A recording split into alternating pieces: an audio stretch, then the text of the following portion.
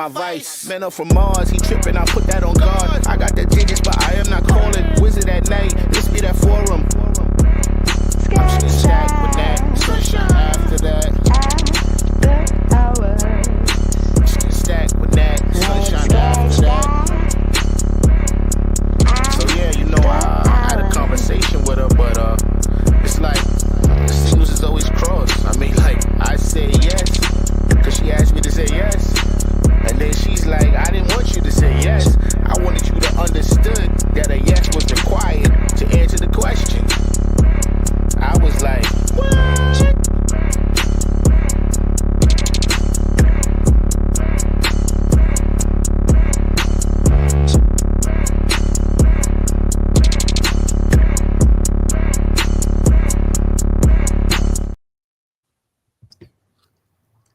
I don't get an applause.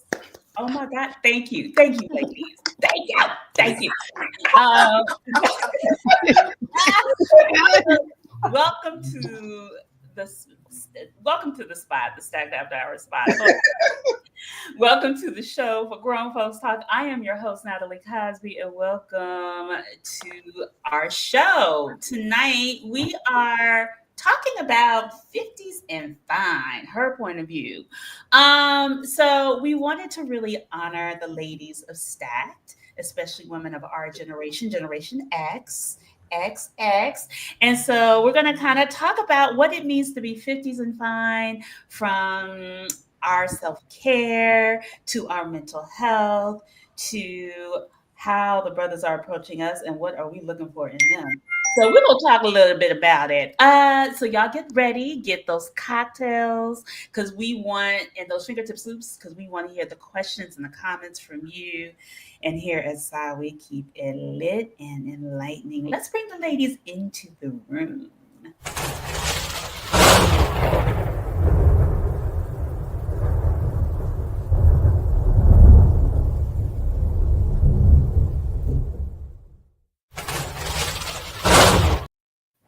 All right, panel. Look at y'all. My 50s and fine crew.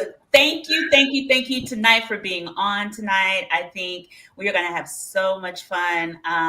We've been trying to talk about, like, how do we want to talk about health and feeling good and looking good and what that means. And in this space of 2025, which has been a little bit of, I'm going to call it a clusterfuck, but there's been a whole lot going on. How are Black women maintaining us and maintaining our shine and make sure that we are delivering what we always want to deliver for ourselves so the world can understand who we are? First of all, I want to talk about the term 50s and fine, because I kind of stole that from Miss Ann. So I want to ask her, how did she coin the term 50s and fine? Where did that come from?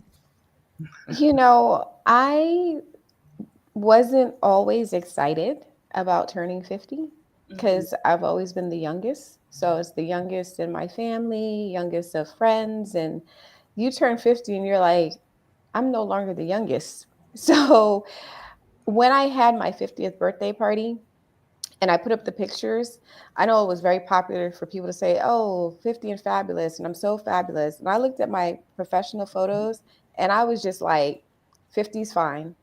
I was like, that year was 50 fine. And then every continuous year, I just added that S and I was like, it's 50's fine.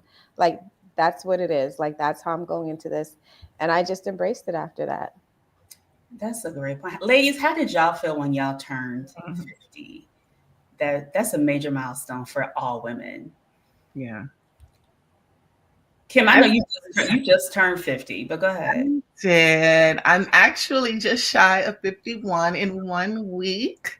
But I had a big party. Yeah, definitely. The party, all of my friends, family who I wanted to see and that at that big milestone. I actually kind of really wanted to be 50 since I was 25 years old.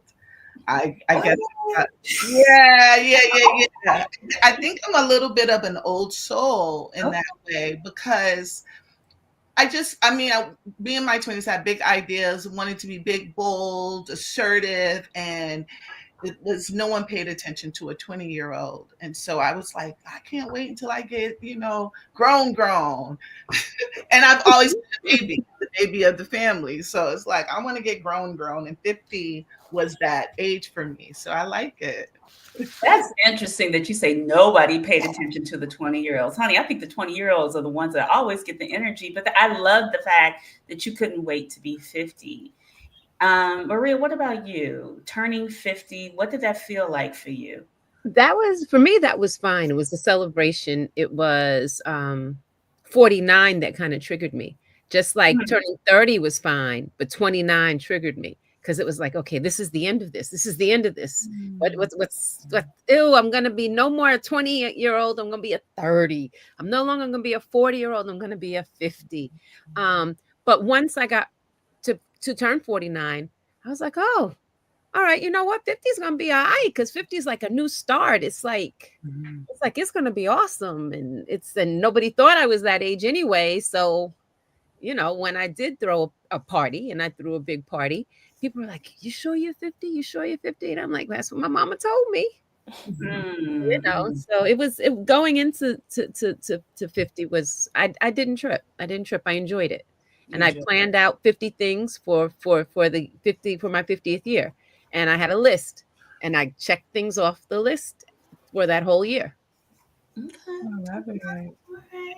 So, Miss Anthea, yes, look at you looking all blind, giving us blonde ambition. Can I call you Marilyn tonight? Because you channeling that. That's actually my name. So I that's know, I know. Uh-oh, we can't hear you, babe. I did have anxiety about turning 50. I think my assumption was that once you go 50, you're gonna be old, washed up, thrown to the side, finished, done with, you're over with. Until 50 came and knocked me in the ass. And actually, I turned 50 during the pandemic. So it wasn't a time where I could have like a big celebration or anything like that. So everybody thought Everybody felt what? Say that again. they were going to die in the pandemic. So Yeah, I turned 50 in the pandemic. yeah, Yeah. it was a little Mhm. anxious for me. Yeah. But after getting over that hump and being here right now, it's one of the most empowering feeling that I've ever experienced in my entire life. I just feel like there is absolutely nothing that I can't do. Yeah. I agree. I was excited about turning 50, but I had angst about turning 50 because I was just like, I haven't done all the things I was supposed to do before I was 50. So I'm looking at myself, I'm like, okay, what are the things like I really need to like get shit moving the way I want it to. But I think I was excited. I was like, it's another year. I feel great. I I think I look pretty okay. There were some things that I wanted to change, but I was just like, damn, like time goes by so damn fast. I think that was one of my things. It's just like it's so fast. And I was just like, what would my 50-year-old self tell my 20-something-year-old self right now? But it is what it is. Shoulda, coulda, woulda. I always want to when I think about us turning 50 now, and I think everybody on this panel is technically single or whatever. Like, as we start to maintain ourselves and as we take care of ourselves, what are some of the things that you do to just maintain yourself at this age? Like, what are some of the things you've done physically and actually emotionally that kind of help you at this point to feel the way you do? Got rid of dead weight. Mm. What does that mean, Maria? What kind of dead weight? People. Dead weight in terms of people, whether it was a spouse, whether not a spouse because I haven't been married, but whether it was a partner, whether it was a friend who, and when I say friend, I don't mean like a friend with benefits. I mean somebody who you thought was a friend that really didn't mean you any goodwill. Whether it's a family member, that just drained all your freaking energy. It's like, I can't. One point you get to the point where you can't. Sometimes it takes some of us a long time to get there. But when we do, it's such a release. It's such a release. Even if Mhm. they try to come around, you just be like, "Yep, okay, I'm moving. You and your crap are not going to rattle my day, or my week, or my year, or my 50s." Yeah, I agree with Maria, and sometimes they just eliminate themselves. You find once your positivity increase, once you start feeling much better about yourself, once you start drinking water and minding your business, the negativity just automatically leaves you. Like, to have the energy to kind of block someone or delete someone's number, that's a lot of energy. So once you remain positive, once you are so into yourself that you don't give a shit about what anybody says about you, because that's what 50 does to you. It makes you just know who you are, don't give a shit about what people say, and the negativity will just automatically leave you Can I add without something? even trying. Can I add something to that? Because at each age, I remember at each age thinking I had felt that way, right? So when I turned 30, I felt, oh, yes, this is great. I feel this way. I don't care what people think. I'm moving. But you feel it at 30 one way, you feel it at 40 another way. When you feel it at 50, it's a new burst, right? And I'm curious to see what it feels like at 60, because if each age, like each benchmark, let me use benchmark, each benchmark gave like a renewed or refreshed or a more empowered or a more intense perspective, building on the same. Shoot, imagine when we get to be 80 and 90. I mean, we don't give a fuck now. You know, we're not going to give a fuck then. And we can see it if we look at some of our elder parents, Yeah. aunts, uncles, whatever, and how they speak. They're like, I don't have to shut up because I lived to be this age, so I don't care. In a different way than we do at 50. Is it about the journey of just self-acceptance of who you are and like who you have become and the things that you desire for yourself, whether it's like you said, drinking more water, Anthea, or embracing certain milestones? Is it really, I think that I always wonder, like, the self-acceptance that we have for ourselves and the narratives that people believe about us versus what is really true about us. And I wonder how that taking care, what does that taking care look like in your day to day? Kim, you're shaking your I, head. yeah. Oh, sorry, Kim. Go ahead, Ann. No. No, I was going to say for me, like 50 also coincided with so many other milestones in my life. Like it came in when I was getting divorced, with becoming an empty nester. So I just decided I cannot do things that do not bring me joy or that don't bring any value to my life. Yep. So it was a lot of change, Mm-hmm. all pretty much at a very similar time, and it's still a lot of change right now. So I remember when a friend of mine and her husband passed away, and she went to see a therapist, and the therapist told her to find things that she did for herself that didn't involve her husband, didn't involve, things they did as a couple, just to really find things that brought her joy. And it's very similar to getting divorced. I had to figure out what were the things that I did before just for me that made me happy, before kids, before husband, that I enjoyed. So going back to the basic things that brought me happiness, and exercising, and hanging with some of my friends and doing things that I hadn't been doing because I was so focused on being a mom and getting my kids to college and doing all those things. So now I have that time to really focus on myself. Yeah. Kim, you were agreeing. Yeah, you asked what were the things that brought us to our 50s. Mm. You know, I think for me, my divorce was my rites of passage into my 50s. Girl. Even though, and I love to say specifically with intention, and that's another thing that I have found in my 50s, that I'm a lot more intentional, and it's intentional because I feel like I figured myself out, and in figuring myself out, I figured life out. And in figuring life out is that I don't really know anything. And but like I've heard that before, but just like to really lean into showing up as a child, it makes me feel a lot more youthful. So that term rites of passage we often use for, children stepping into their, adulthood. But for me, when I got divorced and I was here in those co-parenting moments by myself when my children were with their dad, and it was like, whoa, who are you? And like lovingly and slowly getting like a relationship with myself again. um I now I know it's like this confidence of, oh, I know what I want, I know what I don't want, I don't really care about this, I don't really care about that.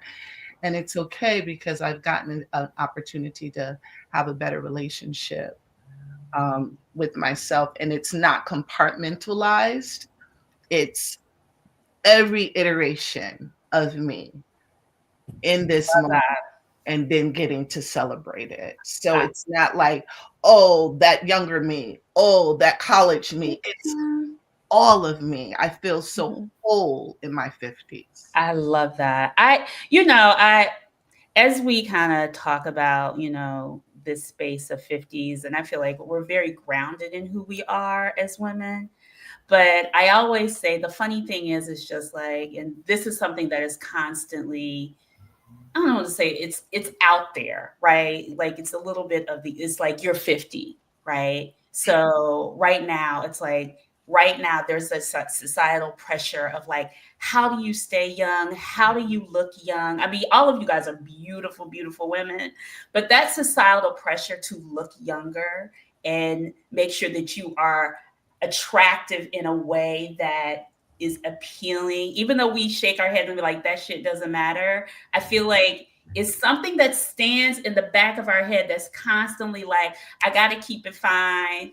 I got to keep it right and tight, and those things. How do you deal with that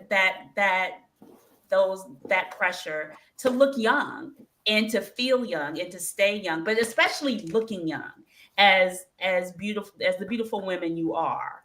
And as you continue on that journey, when men ask you how old, or when somebody asks you how old are you, and we always say black doesn't crack, but when they realize we're 50, they be like, "Ow," you know what I'm saying? So it's like, how do we honestly deal with that? Because let me say this: my journey in getting up to 50, I had weight, I had all these other things that went with me, but I was like, okay, there's things I know I need to do and milestones I need to do to make sure that I still feel and look desirable for myself. So I always wonder what that looks like for you guys. I'm glad you said for yourself, right? Because there is societal pressures to look good for society. It depends on who you're trying to look good for. Are you looking good for yourself, or are you looking good for society? And as long as you're fulfilling yourself and making yourself feel good, I feel I did have some insecurities about looking older, wrinkles here, there, my neck, my this, that, and the other. And the other day, I kind of looked at myself and realized, look, I'm getting older and I want to feel good, but I want to feel good for me. And if there's a bonus associated with other people seeing me looking good, then that's fine. I'm not saying that in no way I am bothered by the outside world, but I think I've paid too much attention over the years of what the outside world thinks. And once you start paying attention to that, it brings you down a lot.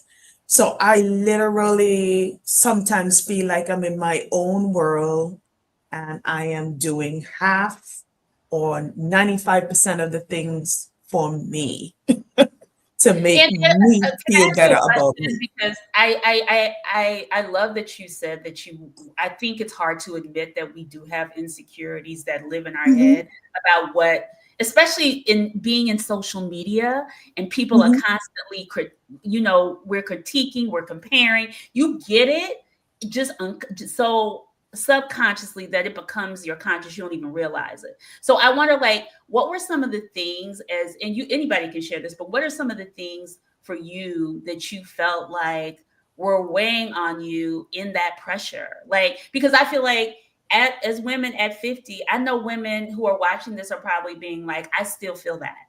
You know what I'm saying? I'm still dealing with that. So how do I get myself outside off my couch to start living in the world? I mean, I think also there's a lot of pro aging accounts right now too. And I follow like a lot of different, like, quote unquote, like older pro aging influencers. And it's such a big deal to have your hair gray. It's never bothered me. My hair has been like this since probably in my 30s. And I remember back then people were like, oh my God, your hair is so gray. And I was like, okay, but this is the way it grows. Like, this is my hair. And all of a sudden it's like, oh, did you dye your hair? Is it a trend?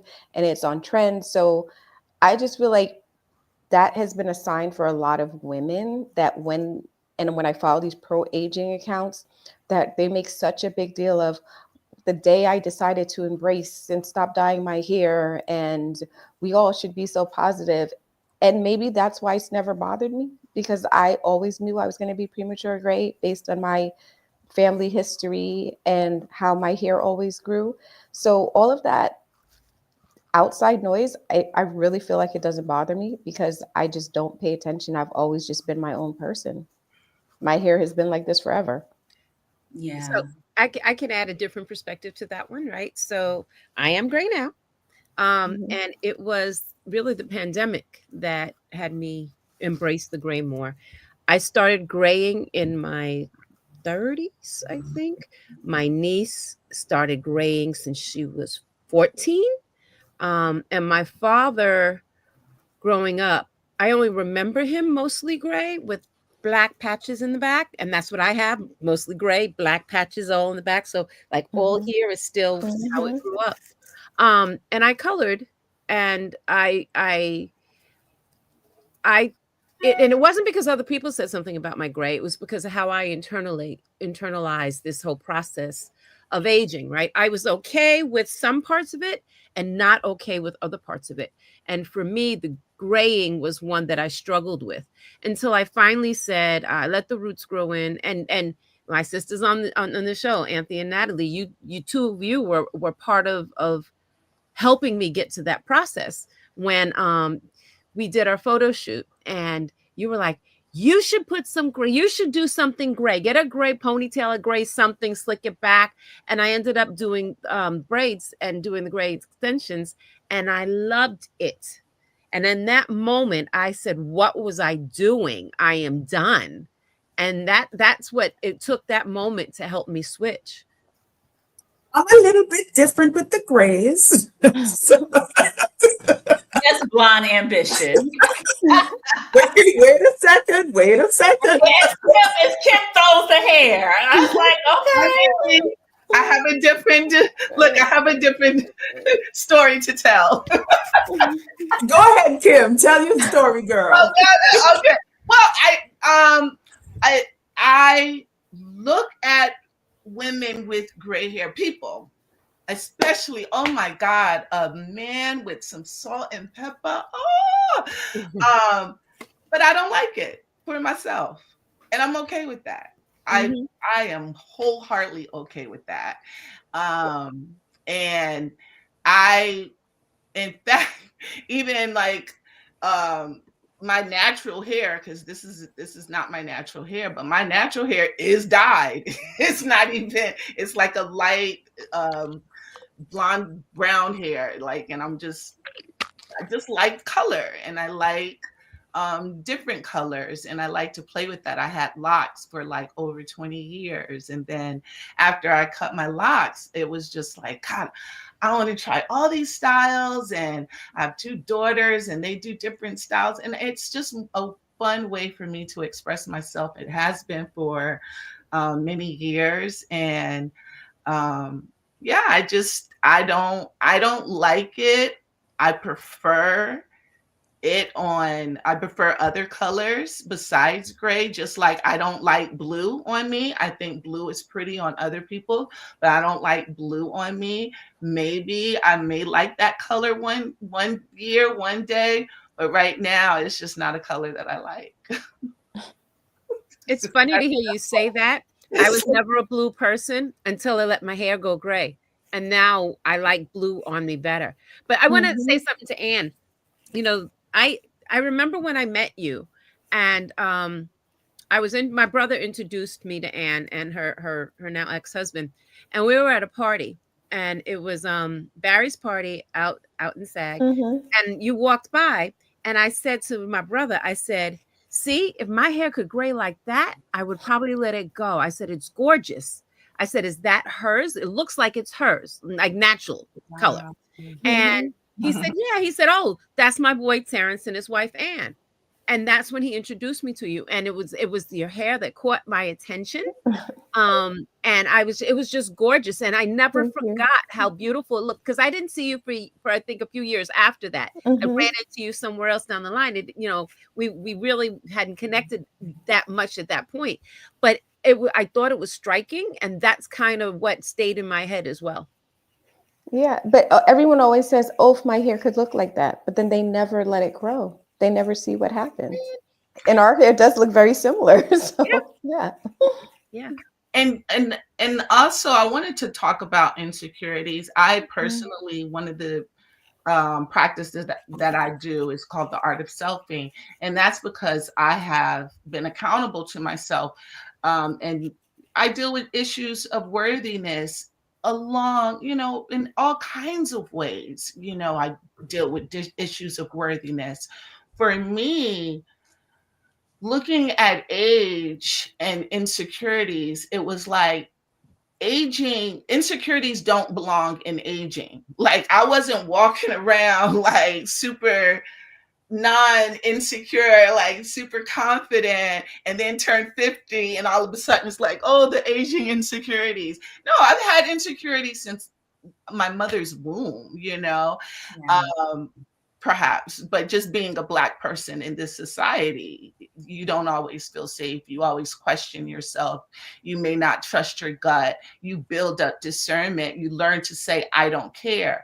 And that has been good enough for me. So I have translated the way I have resolved other insecurities in my life and been okay in my life the same way when I'm aging. If I'm in a room full of 20-year-olds or 30 or 40 or whatever, I would do the same thing if I'm in a room full of white people, white men, or in a room full of people, for whatever reason.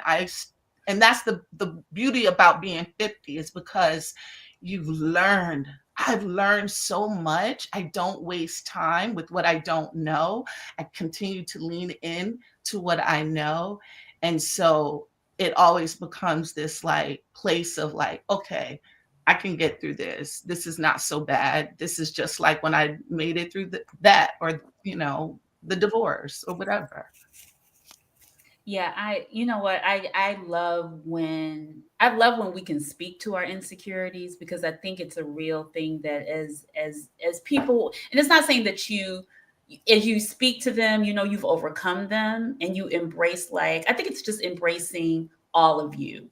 And I think that's the beauty of 52. Like, you embrace the things that you may be a little bit uncertain about, that you're still constantly working on. Mine was my weight and other things, but in how I saw myself. But I was just like, you know what, that doesn't encompass all of me. There's so many other parts to me, but my mind was so pinpoint focused on that, because that was something that was always told to me, like, you could be a little bit smaller, you're almost there, such and such. What do you need to do? And you'll be, you'll be all of these things. And I was just like, you know what? Stop the noise. You're healthy, your numbers are good, such and such. And then once I stopped worrying about it, things started to shed with a little bit of with a little bit of help through using the GLP things. But and working out, I realized, like, there's so many narratives about us not being enough that it's like, fuck that.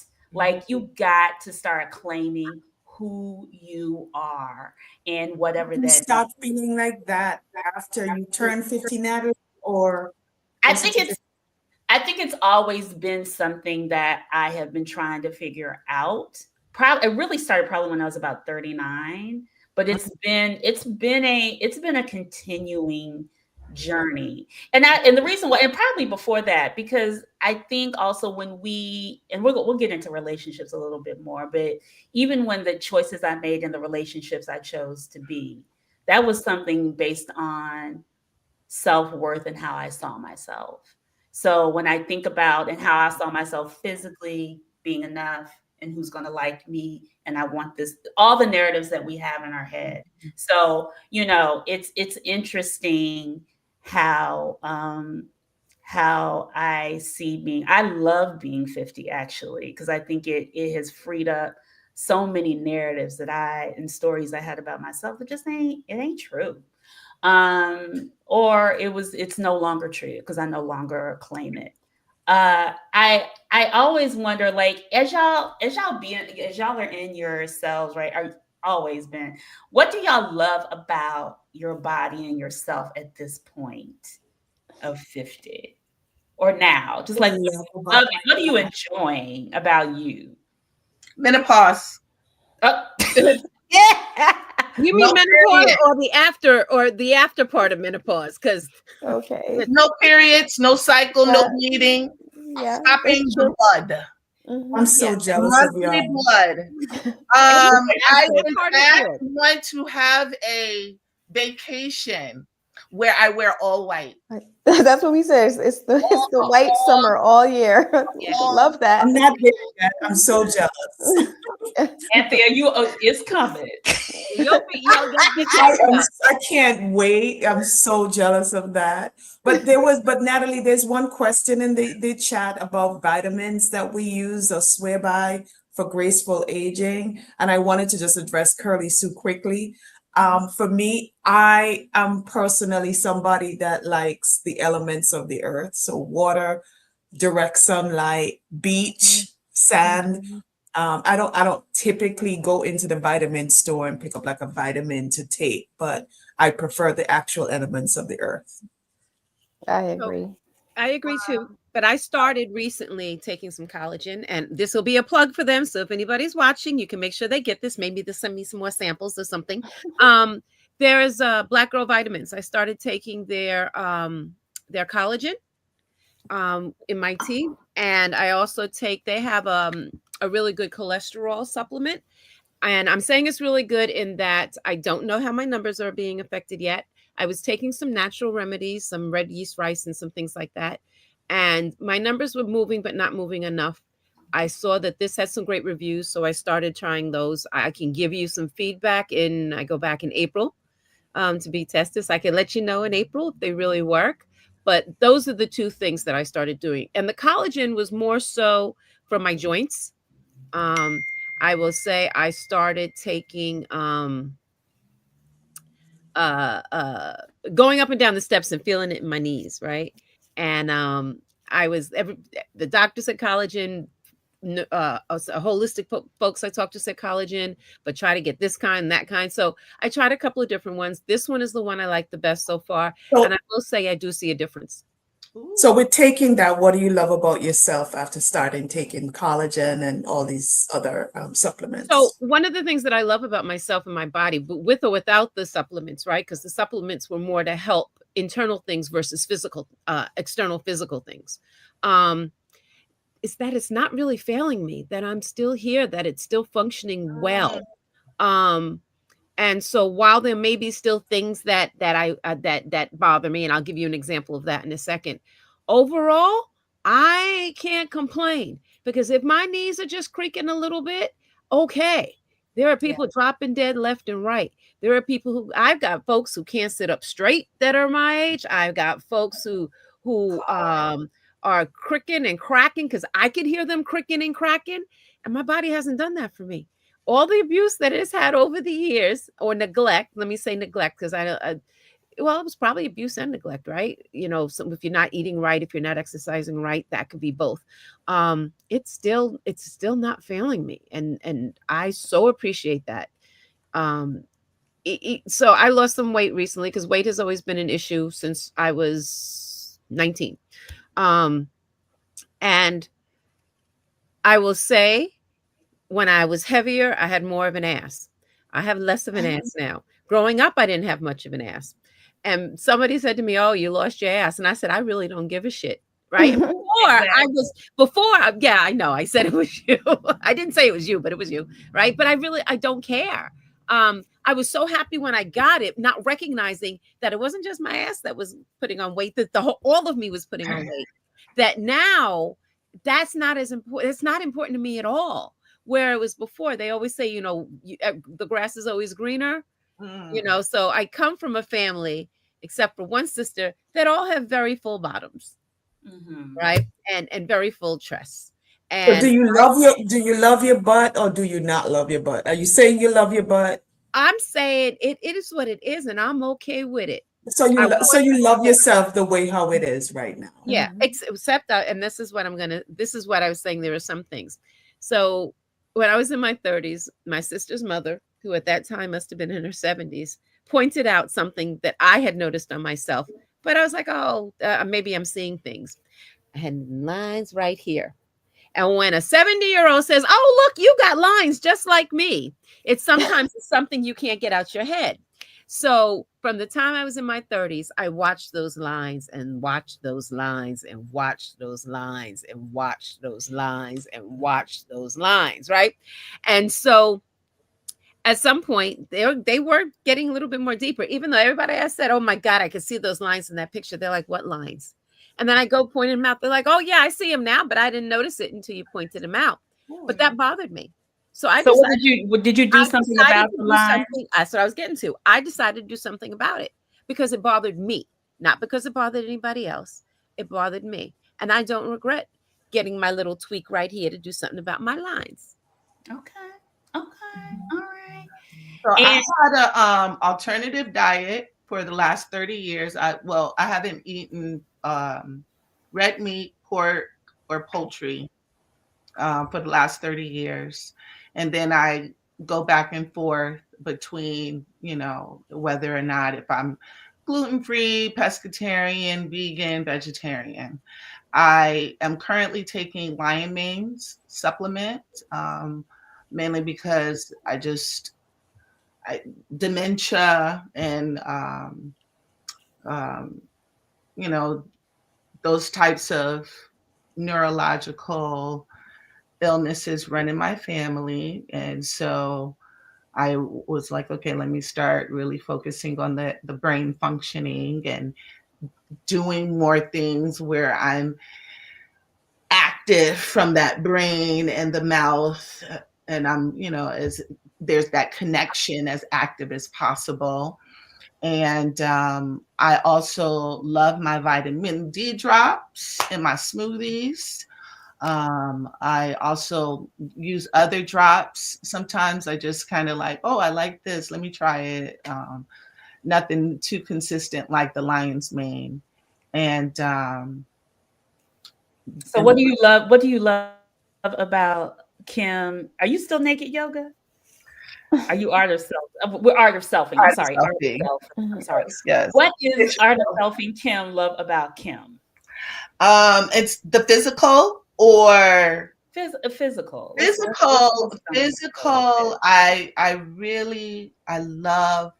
I have to say that my DNA from my mother, all of her parts that I have, her legs, her arms, her skin. I'm appreciating and I'm noticing it more and more and more. And it's just certain things that I know that I got from her. I got from my genes. I got from having melanin. That whole black don't crack. I hear it constantly, you know. And so I know that my peers, some of my peers, some of the people that I went to high school with, they look so much more older than me, and it is what it is. Oh, I also monthly I go to a chiropractor, acupuncture, and massage every month. I can't hear you, Hear you, baby. Natalie. I can't hear you. Yeah, Your mic is off. I would imagine her next question is for Anne. What do you like about yourself at this age? And if you're taking any supplements, how does that I'm not taking any supplements. I think my concern is like vibrant aging. Just like Maria said, we have people we know in our lives that could be the same age but look completely different or at different Mhm. stages at different ages. So I do try to stay active. I go to the gym, and I do think that for me, I'm actually much happier now. Menopause has been a game changer. I nursed 2 kids. I went from, being filled with milk to my breasts being deflated because of nursing, and then you go through menopause and they fill back up again and they're full and I can go braless again, and it's just like I was always petite and small, but everything is like really back in place and I'm very happy about that. So Anthea, you'll see, it's just, I mean, I literally feel like I look and feel better than I did than when I was like in my 40s with 2 small children, and not having time to focus on myself.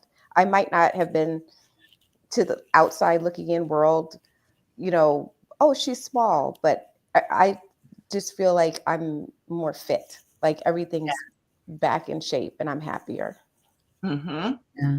Yeah, even when I was practicing yoga all the time, and I was naked on the internet all the time, I was Mm-hmm. very, very thin.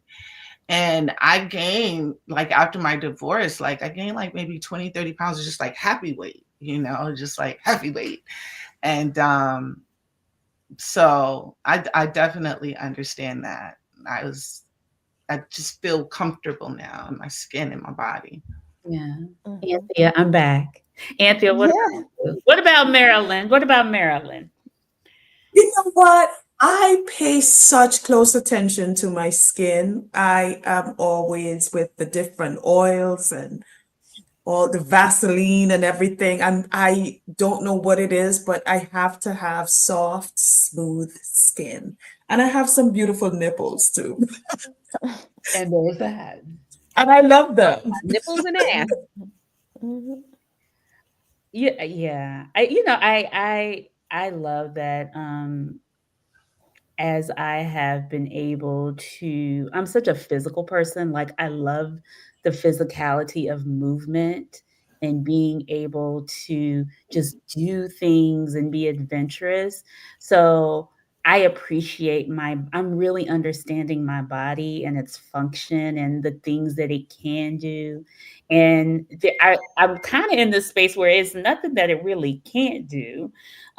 Even when I throw something out, I'll be like, "Oh, girl, you'll be right back. You just take a little such and such, and it'll be okay." But I am really enjoying, because we always hear women at 50, oh, women can't ride bikes and bullshit like that, and we don't run and Oh all. yeah, we know who said that too. Right. Not active. There. He is Yes. Dr. Reggie. But Yes. I love the fact that I'm just exploring like movement and exercise and things that I've always been that, but what my body can do and just really like those possibilities, as a yoga teacher. But I'm just like, oh, okay, let's do this because I'm feeling great. And I've kind of, since weight has shedded, I feel like what I thought about myself has shedded. So it's like how Mhm. all those things are connected. It's mind, body, spirit, and soul. So Yeah. it helps you kind of be like, okay, let's do this. I think you get excited. Mm. Um, so I think we actually have somebody in the queue, but I do before we start bringing people in because there are brothers who kind of want to talk to y'all about where you are and so on and so forth. As you think, and I kind of want to set this up, like how as y'all think about being single women and back on the market, like the societal standards of beauty, what you require for yourself, what is that? And what do you feel like when men see you?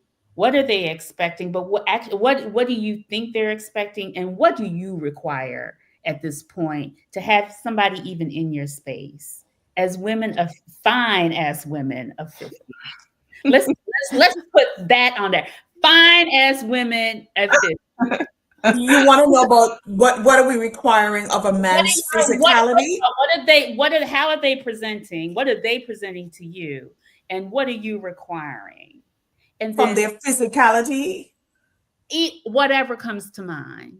It could be Oh, physicality, it could be mentally, whatever because everybody's different individually. And you are laughing because Ann got a whole damn list. I'm I thought, yeah, sure. because we said this before. We know what Anne's gonna say. Go ahead, Ann. I'm sorry. I'm laughing because I feel like the men who we know who these men are, who are always on, oh, older women can't do this, or older women can't do that, or I want a younger women. I always say it comes down to the physical because the majority of men that reach out to me or that ask me out, they're under an assumption that I'm younger than I am. And that assumption is only based on looks because they expect women who are 50 or older to look a certain way physically. And all of these men that say, I'm talking about men our age, Yes, that our say they peers. want, Yes, thank you, Ann. that are peers, that Yeah. say they want a younger woman, all they're looking for is the physical.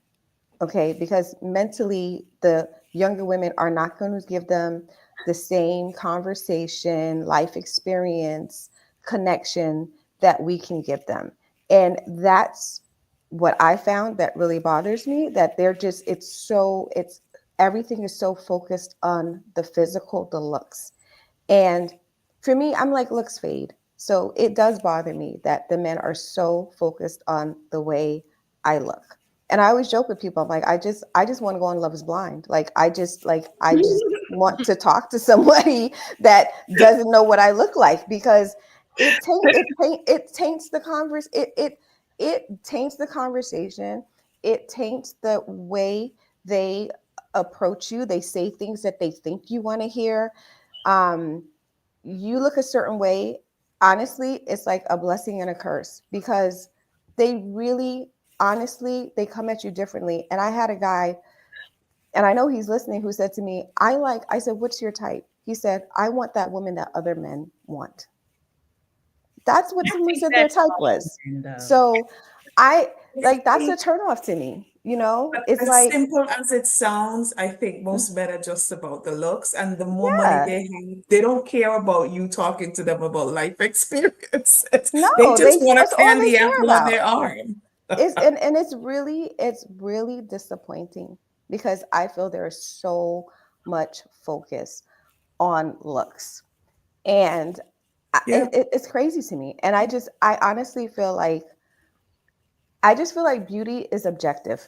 People can disagree with that, but beauty is objective. That's why they're Mhm. models, Mhm. because these are people Yeah. that Yeah.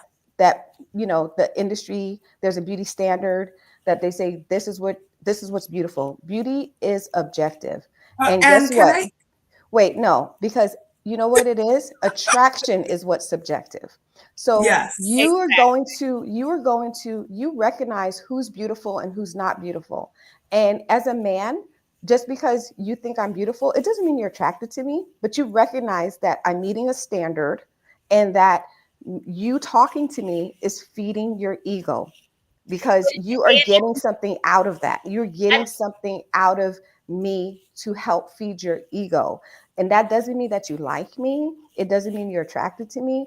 It means that you recognize that, oh, but other men like her. So, but she's giving me this attention and it's feeding your ego. And this really troublesome to me. But I think I honestly, as ladies, I think sometimes this is how a lot, I'm not gonna say all, but a lot of men are built. They want, they're competitive. And I think once you start to understand that about them, unfortunately, that they want the things that women are highly sought after, or whatever that means. But Anthea, go ahead. Devil's advocate, because none of us want a man. None of us want to go around with a man saying, "Oh, he got a nice personality and he's ugly as hell." We too want a good-looking man. Okay, so let's call a spade a spade. You the we'll same take medium way. ugly. I don't want anybody that looks better than me. I will go with the medium ugly. Oh, really? Okay. I've Because never we are dated not medium ugly, girl. Come on, Wait my turn. because I don't want anyone looking in the mirror being prettier than me. I had never had that, and I don't But want nobody want to walk around. No, none of us want to walk around with a guy talking about, well, he got a nice personality. I'm good with average. Average is good. There's a You difference. want medium ugly? Yeah, average to medium ugly. Yeah. Medium There's well. a difference Yeah. between Let me be ugly the trophy. and not wife. ugly. I think that's subjective too, because ugly for one person may be a jewel for another. Go ahead, Kim. Yeah. I definitely think beauty is in the eye of the beholder. But at this age, truth be told, from my perspective, physical appearance matters, not just about how you look, but also your health. Yeah, Okay? yes. If you as a 50, 55-year-old man have a rum belly, you probably been drinking for a long time. That could affect your. No, don't laugh because I'm so I'm not laughing at you. I just We're saw not. it comes No, to that's mind. like, I'm not laughing at you, girl. you could be having liver issues, kidney issues. I could fall in love with you 5 years from now. Mhm. You got cirrhosis of the liver. You know what I mean? And all of that came out from that rum belly. And then there's other things, dental hygiene. Yes. Very Yes. Yeah. Preach. Oh, Anthony's language. Preach, girl. Either I'm 50, I have braces. My braces just came off. You know, it's never too late. So if you're walking around and your teeth are like you're having some tooth decay, that can affect your health. And in 50, 56, 57, it can have fatal results, you know? So it to me it's not just, oh, he's cute, ooh ooh ooh, like when I was in 20s. Your physical appearance matters. And when you look at me, best believe I am what I eat. I am a reflection of my diet. I'm a reflection of how I care for myself. I'm a reflection of how I remove myself from toxic and traumatic situations because I know better. And I want to see that in you. I don't want you to be looking all worried and like, I don't want your back to be, I want you to have a nice straight spine and chest up. So, yeah. Yeah, health is important. It is. Yeah, I had a guy reach out to me who had a triple bypass, and I jumped up and looked in the mirror like, "What? Like, like really? Like, what were you thinking? What were you thinking?" I think the other I think we are assessing, are we about to, if I get into this relationship, am I going to be a nurse? Or Not even a nurse, Yeah. but am I going to be a nurse? Like, Yeah. we are No. assessing your health conditions and where you are. What are your numbers? What do I got to deal with? Am I going to be a caregiver and nurse Because ratchet? then blood pressure medication has an adverse effect on the that teen, honey. Yes. So I think so. You know what? You know what? We're sitting up here talking about men. We're going to invite some of our stacked brothers into the room. I think we have Malik on one. Well, you know what? I think it's Malik and Dr. Reggie. Oh, this Reggie as well. We can bring them in all at the same time. we can only have one at a We time. can only have one. We're going to start with Dr. Reggie because I think he's been here for a minute. Come on, Dr. Reggie. And He's been dying. and his sleep time is about up. Oh, Lord. He He's old, so been in by the 10 comments. o'clock he gotta go to That sleep. DJ Earl, he's Lord, that's a vision. Okay. Is Dr. Dr. Reggie. Reggie in? Yes. What's going on, ladies? How y'all doing? How you Hey, doing, Reggie. Dr. Reggie? We see them shady ass comments in the daggone chat. What you trying to say? You know what? It always goes back to the original comment. Sometimes you all have to really come to the conclusion that you're still kind of delusional in a lot of the things that you're requesting, especially when you think about men who are your age or older. Society tells us what our standard is. I think about this brother who was talking about like when men look at boys, we say, man, I remember I used to be able to do that. But when women look at younger girls and what they're wearing and how they're dressing, girl, I can wear that, I can dress like that. So you all kind of have a weird kind of way of kind of just perceiving yourself based off of some kind of delusional standards sometimes. It's just kind of interesting just hearing you all talk and stuff like that. You're calling us delusional, Dr. Reggie. Yeah, just kind of like I'm just, I caught a little bit of it, but it's kind of weird, but it's funny, it's entertaining. But at the end of the day, in large numbers, who's marrying, choosing you for marriage, rather than to just kind of lay up with, but who's actually choosing to invest, time in a woman who, may not be healthy, who may not take care of herself. Nobody's doing that. And the data and the statistics are showing that, a lot of women today are not going to get married. A lot of them are choosing to roommate with each other because of the fact that they, are not financially stable enough to, kind of retire the way that they thought they were going to retire. So a lot of them were having to kind of like roommate up with each other in their late ages. Whereas most younger women have the option, if they're younger, to kind of like look forward to, finding an older man, and an older man to find a younger woman who he can, kind of live out his life with. You all keep going back to thinking like you have to be with, like, this is weird. Is he serious? He's serious, girl. I thought he was like Reggie. a plant or something. He said it. Reggie. Like it's all talking points though. They're all like TikTok talking points. So I thought he was No. Listen. I don't okay. So I don't do that. I come from a place of like research. And when you look at the research and you look at the journals that are, out here in sociology, it's telling you the story. They always say that too. I'm just saying it anecdotally. Is but it at GPT you get your research from? Okay. All right. Dr. Reggie, I mean, the funny thing is like you always talk about how you do not date women in their 50s, even though I don't necessarily know the women that you said the women that you date are a little bit younger, correct? Correct. That's my preference. That is your preference. And why is that? Because Anne did speak to that. And is it just because she's a pretty face and she's more compliant? Or why is that? It always goes back to my original, kind of statement. A lot of times you don't find women who are my age who want to be doing anything. They don't want to be outside. I came in about 8:45, and most of the time all you all talked about was like your physical appearance. No one talked about outside of you and the sister down at the bottom. You all are yoga people, but nobody else talked about anything physical that they do, like outside running, riding bikes, in the ocean, doing yoga. It's just all about putting on makeup and just kind of like. Did I not say I go to the gym regularly? And who were you listening to? Because not one person here talks about putting on makeup.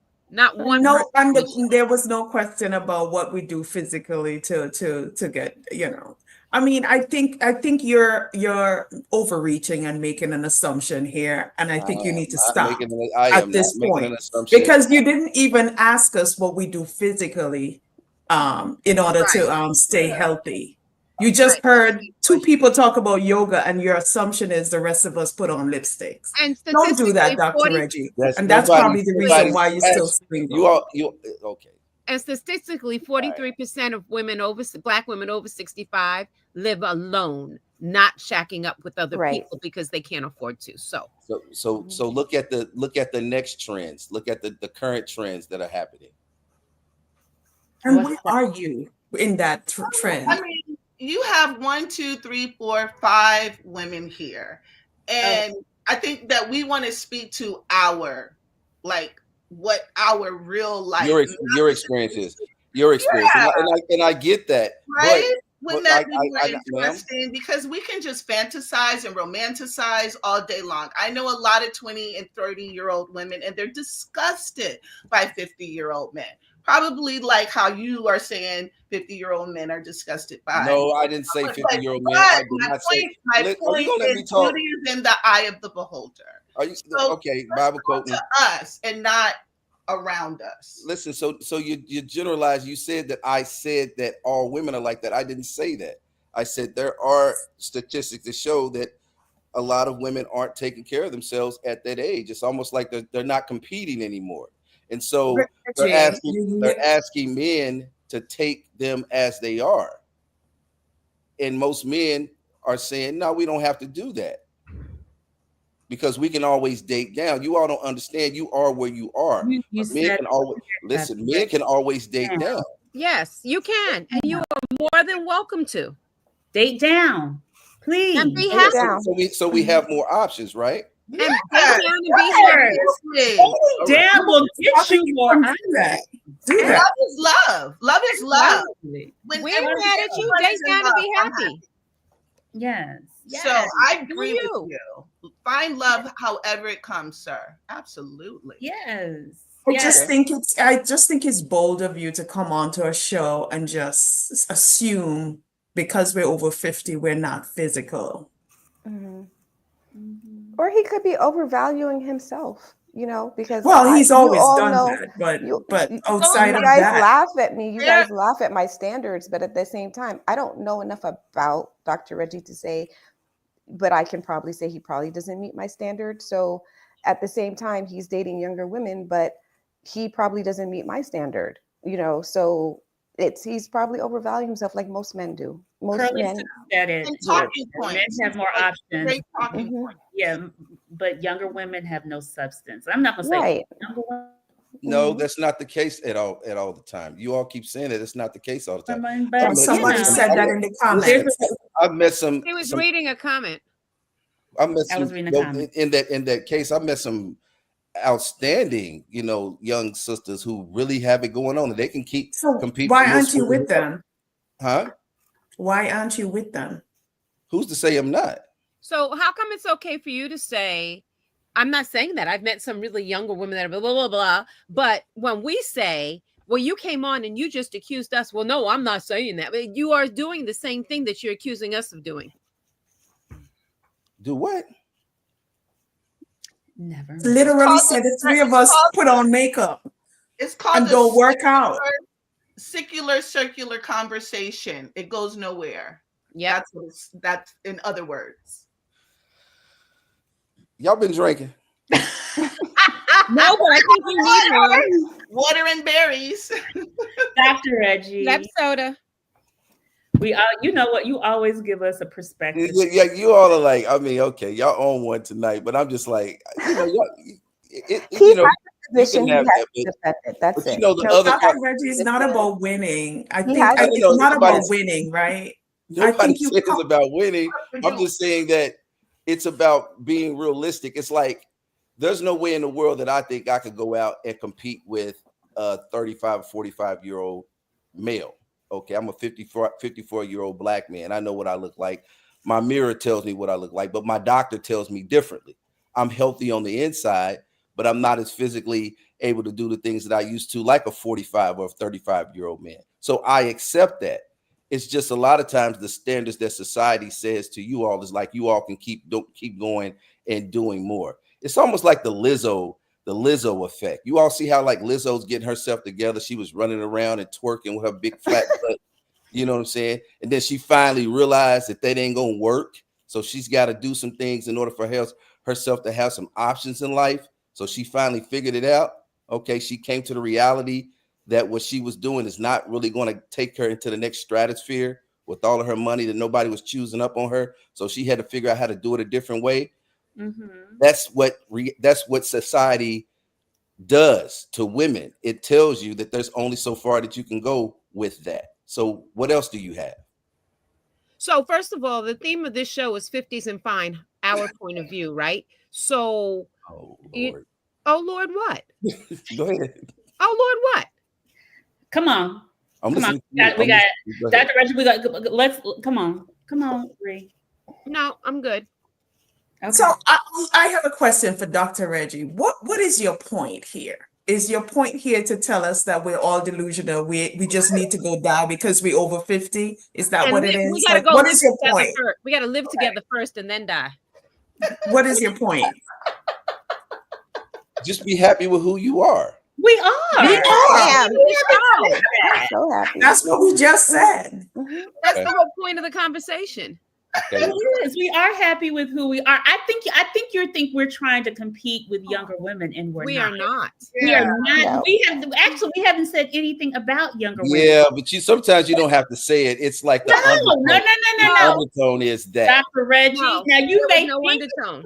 hold on, time out. You may think we look 25 and 45, and that's I don't think that. Trust me. But that's okay because we look damn good. But Yeah, you can tell yourself that.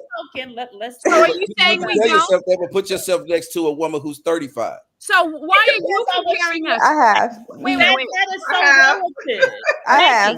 I do The a whole lot. conversation. Exactly. The whole conversation, even you said we should be happy with ourselves and feel good about ourselves. And we said we do. That is the point of this conversation and of the show. So then why would you come on and say, oh, you think you look good? Put yourself next to somebody who's 35. That's not what we're here doing. We know we're not 35. That is not a point of the conversation. The point is that we are embracing where we are, who we are, and what makes us feel good. And anything that contradicts that right now is unwelcome in this space. That would be you, doctor. That would be you. See, you know what? This is the weird thing. How you all just can completely just move the goalpost and start yelling.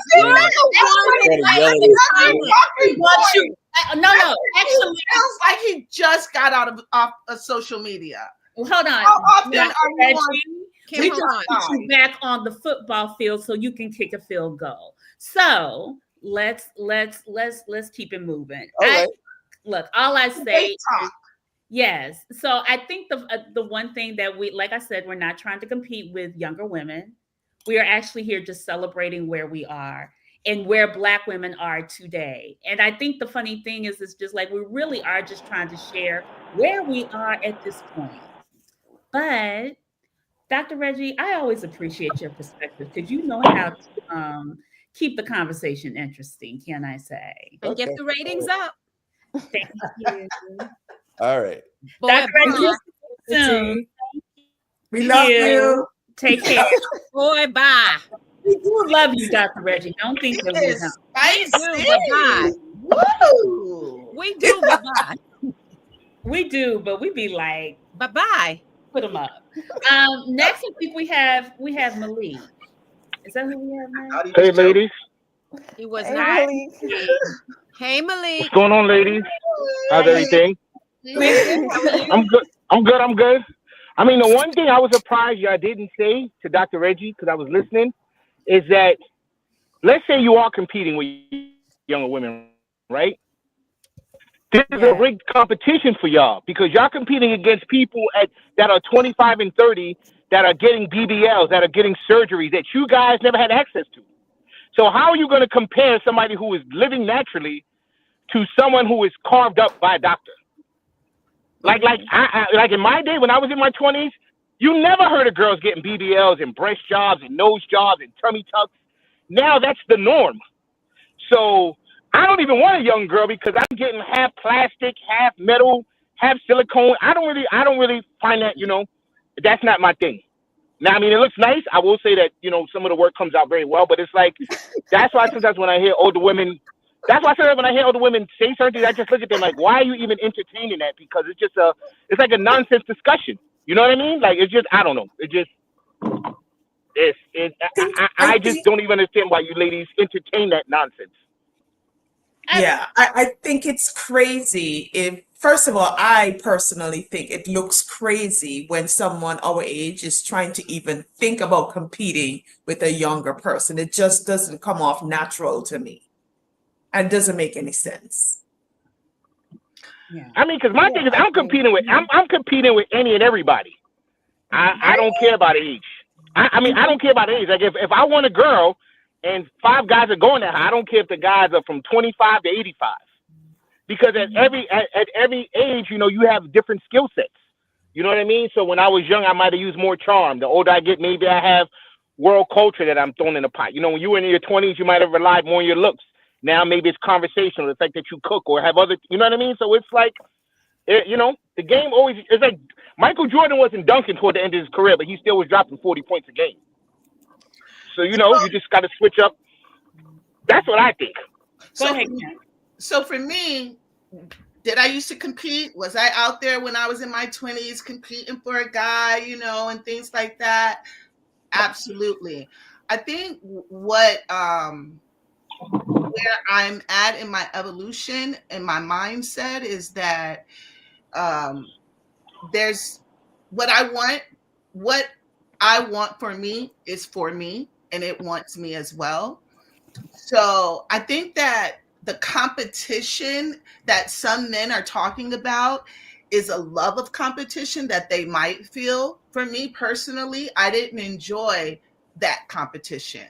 I didn't enjoy, you know, men coming into a room and then there's 10 women and we all are, you know, trying to look good and making sure we have the nice clothes on and I have a mini skirt on and I'm in shape and my nails are done and my hair done. And, you know, I didn't enjoy that. So the idea that now I have evolved to a place that I feel good and confident in my life, and then I would go back, that would be me acting like I was 20 or 30 by competing, by not being in this mindset and realization that if I want a man, part of me wanting him, part of him turning me on is his desire for me as well. Can I? But it sounds like, and excuse me if I'm wrong, it sounds like you're saying you're just going to stand there and you're just going to attract everything to you. No, it sounds like my man will want me the way I want him. Mm-hmm.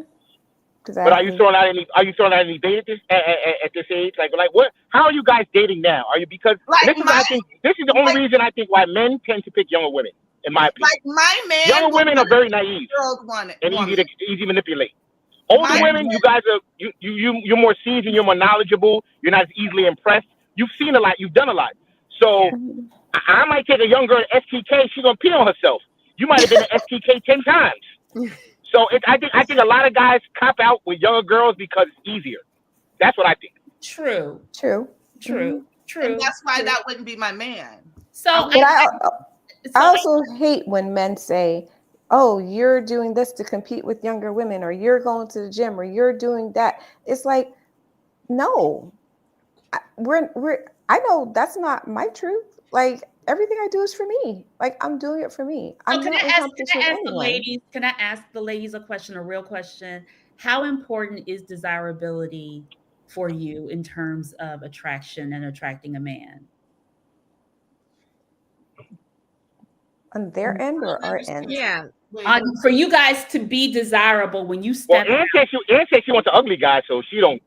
No, I didn't say ugly. Step out. Let's not get crazy. Let's not get crazy, Molly. You said medium. You said medium ugly. Medium. So, medium. We're not going all the way down. Medium. They're not better looking than her.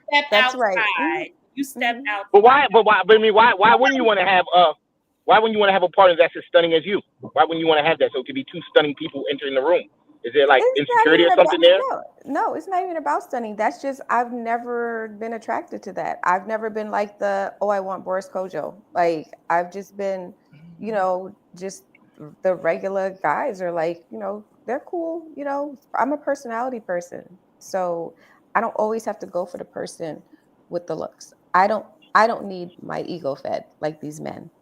Like, and now are you guys, this is what I want to know. Are you guys in the gym for health reasons or for aesthetic reasons? No, I'm saying, are you in the gym for health reasons or for aesthetics? Both. Both. Why can it be both? I think that's my No, question with the. it can be both, but I'm just like at our age, we should be healthy. I'm not, like I look But how I why look. I've does been it living have this way to my whole life. So the But aesthetic why does it have to be one or the other? Why can't it Right. be And- just both? right. And the aesthetic doesn't have to be for somebody else. It could be to make me Yeah. feel better, for me to like how Exactly. I look to myself when I look in the mirror. Mm-hmm. I think for me, my biggest competitor was to stop competing with was my younger self. Yeah. I think when I got into my head that my younger self is part of who I am, that I always have that part of me with me, I don't really need to compete. I didn't when I got older, it was getting out of that framework, that mind frame of, oh, when I was younger, God, my hips didn't feel like this. I used to could do this yoga pose. I used to could do this, I used to could hang out and then go right to yoga class and it wouldn't be nothing, I could get up and spring up and it'd be no problem. It was a competition with myself, but in this moment, it wasn't that my body was bad or gone out of whack or didn't work. It worked differently. And learning that makes me a better human being and a better woman. And a better woman is, to me, more desirable to my man. My man. Right. Not everybody's man, not community dick, but my man. And my man is going to want the 51-year-old yoga teacher who was divorced. She has 4 children. 3 of them are adult. Like, we're going to match like that. And that's that's how I'll know he's my man and not community dick. Go ahead, Anthea. I mean, listen, you posted a video today which kind of spoke volume, and it's true. Like, we're at that age where the grandson and the granddad You got that. You got and that. the daddy, I think all we have 3 that video. generations are attracted to us. Play that So, video. I mean, the Cougars are winning here. Don't sleep on the Cougars now. Don't. Montaigne, we got that video. Yes, I love this. It's easy to look good when you're in your 20s, your 30s, maybe even in your 40s. But the real flex is pulling that off when you're in your 50s. But the dopest flex is when the 30s and the 40s are being compared to the 50 and 60-year-olds. Amen? But the dopest flex is when you can still pull in the granddaddy, the daddy, and the grandson. Okay. Yep. Thank you. So, And that's my truth. That's my truth. Malik, Stop it. Get some help. I hate Michael Who Jordan. put that last part? I don't know. I hate her. That last part It's is like true. Reggie hating. I hate her. Yeah. Damn Aquarians. Anyway, he said we're still competing. Oh. Did Malik leave us? I think he did. Ladies, it's always interesting on, how do men perceive us at this age when we are in the dating market? And it's always interesting what they say. It would have been good to hear, like, from the men, how do they perceive us? But I think Reggie gave us a full understanding of how Yeah. he perceived us. I don't know about Malik Malik did or whatever. too. He kind of did. See, it kind of Yes, he kind of did that. Yeah. He dates younger because we know the game. Keith West put a question. Oh my gosh, that's so sad. For the sisterhood, that's so sad. That younger women are still being preyed upon. Mm-hmm.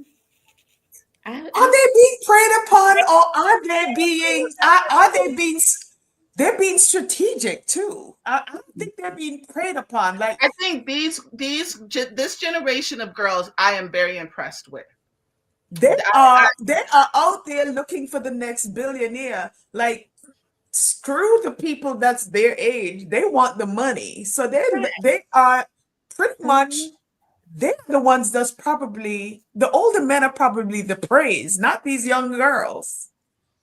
So I like Keith's question. He said, do you want to be bothered with a guy who was caught up with you being 50 plus versus 45?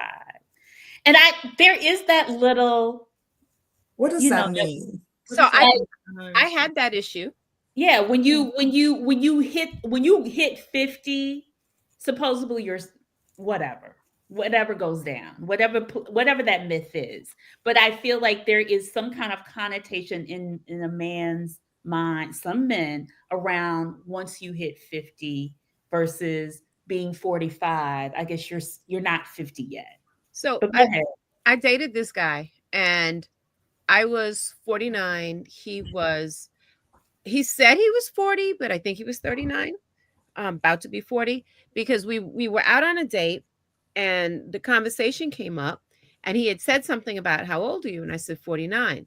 I said, I told you my birthday's the end of the month. So it was the beginning of December. And he said, oh, you mean you're going to be 49? I said, no, I'm 49, going to be 50. And his whole face dropped.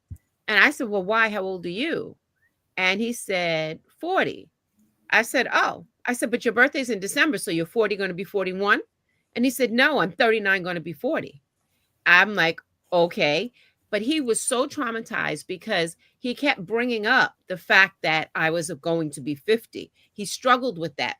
And we dated for 9 months. And in the end, he ended up just kind of fading to black. And when he had a conversation actually with one of my cousins, and because my cousin's like, yo, dude, what happened? And my cousin came back to me like I had lied about my age. And he said, you didn't tell him how old you were? I'm like, what are you talking about?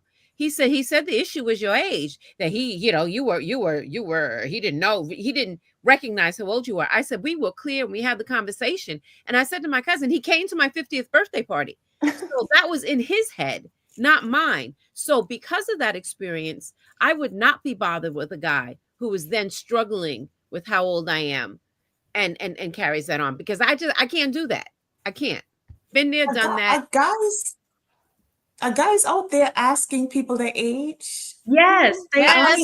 Yes, they are. Some are. I think some of them, like when I remember when I was living in LA and somebody was just like, oh, you're older. Now at the time I was 34. Now, LA, you got to be super young. But they were like, oh, you're older, because I guess how I was speaking and what I was talking about made me appear a little bit older than, I guess, what the regular age range was in the demographics of the group. So I think when people hear you have a conversation with someone and you may, I don't know what looking 50 is, but this is what looking 50 is now. But if y'all are out and about in the world, are people thinking you're 50? I say it all the time. I'm like the Saturday Night Live character. Mm-hmm. I'm 50. Right. 50 years old. I love saying it. Right. So I tell everybody, you know what? I think I'm happier and being 50 and aging is because I'm not dating men. I'm not like that whole, if the prevailing ideology about women getting older is like Dr. Reginald, and if that's out there, I don't, not to pick on him, but just his rhetoric, just the rhetoric. Yeah. I literally, that's such a turnoff that I would be happy hanging out, traveling with my family, my friends. Living with the women he says statistically we live with. Right. Yeah. Are y'all uncomfortable? I guess the question is, are you uncomfortable about disclosing your age at this point? Do you guys tell people how old? Sometimes. You said sometimes, Maria? Yeah. So sometimes I just don't say. I'll just say 50s. But you don't tell them where you are in your 50s. No, sometimes I do, sometimes I don't. You know, for me, it's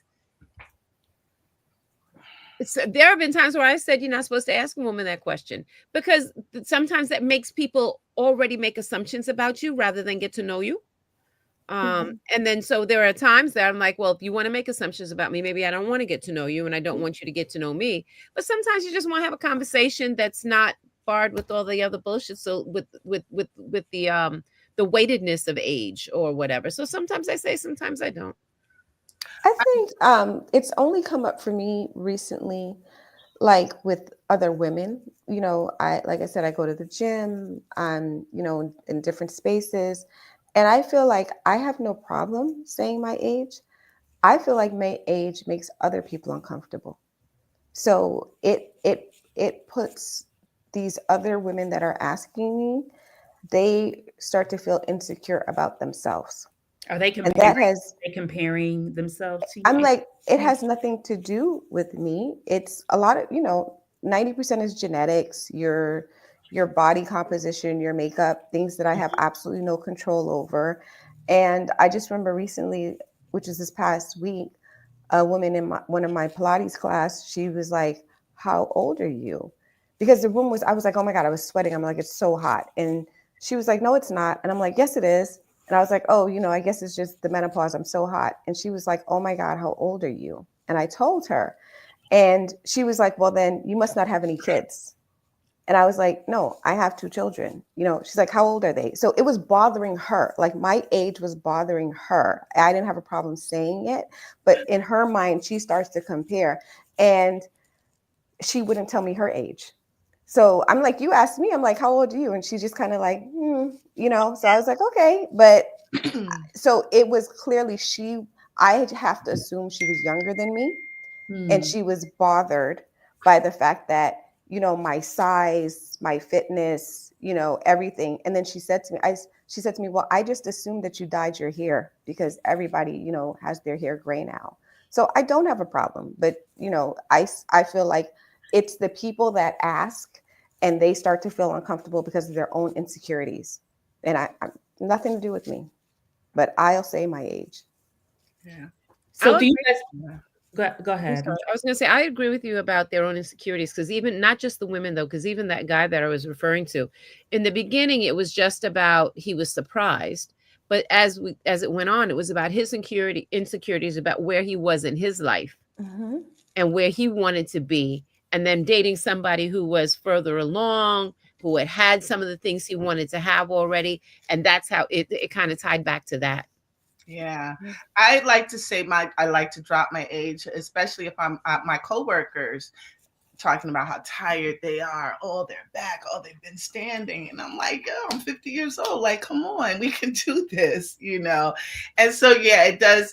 But I do find that once you get 50, kind of like what Maria said, as far as like that 50 versus the 40, everyone seems like they want to get to know 40s, 30s. You have so much. But the 50, once you get 50, you fall into these tropes. And that's one of the things that have been very difficult, and a standoff.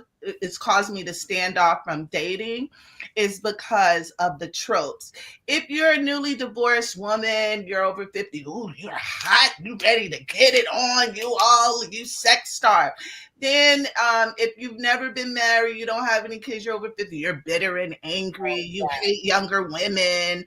Another trope with stereotypes. If you have your children, all you do is care about your kids. You don't care about anything else. If you're over 50 and you look like a mom, a soccer mom. And so we start to not see the over 50 woman. She's not visible in all the iterations of who she is. And we just fall into these tropes.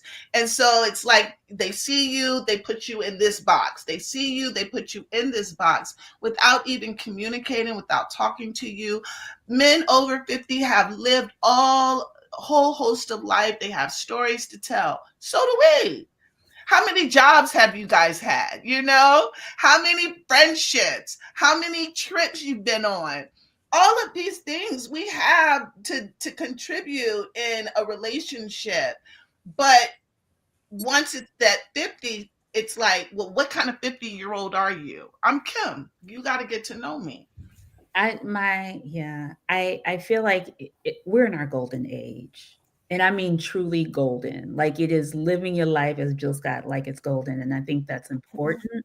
I think you need to understand as women, I always, and this is my last question to you guys, just like as you navigate the space of being single, my final question to you guys is like, how important is confidence versus physical versus the physicality or physical appearance when it comes to attraction for you?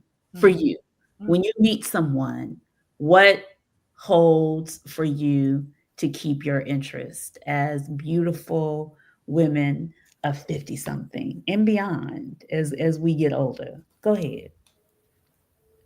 I'm gonna start with Anne because she's I'm laughing because there's just like a weighted question. There's just so much, but I think I've said it before on the show. Like, I really have to get to know the person. I don't even want to leave my house if if there's because I'm home. I'm happy by myself in my space, doing what I want to do when I want to do it, and I have to really talk to you and get to know you as a person to even just leave the house. So we can't even get past. I can't even go outside the door. okay. All right. Yeah, I have to kind of agree with Ann. I think it's a both confidence and physical appearance. I already talked about physical appearance, what it also can mean, but confidence is very important. If you look at me and you're like, oh, you probably won't like me, or you probably won't think that I'm attractive, or you probably won't, have fun with a guy like me, or too much for me, you're right. You are absolutely correct. And go. Carry on. Carry on. So that's my philosophy at this point. Bring your confidence. Maria. Mm-hmm. It's a combination. I'm on mute. I got you. Sorry. I think it's a combination of both, right? Because you have to have some confidence. I think anybody has to have confidence to approach somebody on some level. But I think the attractiveness, which could be a combination of the confidence, because I don't think I would find you attractive if there is no confidence. So confidence, how you present yourself, how you carry yourself. I'm going to say, I can see when Anne says medium ugly or fugly, or what was the word there was some term that I used to see ugly sexy. Yes, that's it exactly. And it's not necessarily that you're ugly. It's just that, you're not, you're a little ugly that you're so goddamn sexy. You be like, goddamn. Right. And you're not the poster boy. And with that, with the ugly sexy comes the confidence, right? There's a confidence in there. There's a swag. So my cousin calls it the civil rights face. Oh, girl, I'm tolerant. I have never heard that. She was thinking the guy that's with what's her name? The one that this canceled. Jonathan May. She calls him. He is fine. That body with the civil rights face. Is ugly sexy. Okay. Absolutely. Look, I ain't mad at her. Well, I think yes. Fine. Yes. The shower rates. Like we have a dream. Yes. He be giving that ugly sexy while he's giving it to you. Lord have mercy. I'm sorry. Woo! I'm getting a hot flash. That was hilarious. But you ain't wrong, right? So there's that's all that is wrapped up in it. It's not one element that makes you attractive. It's all of that wrapped together. Yeah. Thank you. Son, Anthony, Marilyn. I'm sorry. Great. I think of humor. You have to have some sense of humor with me because I love laughing and I love making people laugh. But the confidence for me is what's very much a turn on, and great conversation. I love when a conversation just flows and we can just laugh and kick it, or we could just be silent and just enjoy each other's company. As long as you make me feel safe, I'm going to be,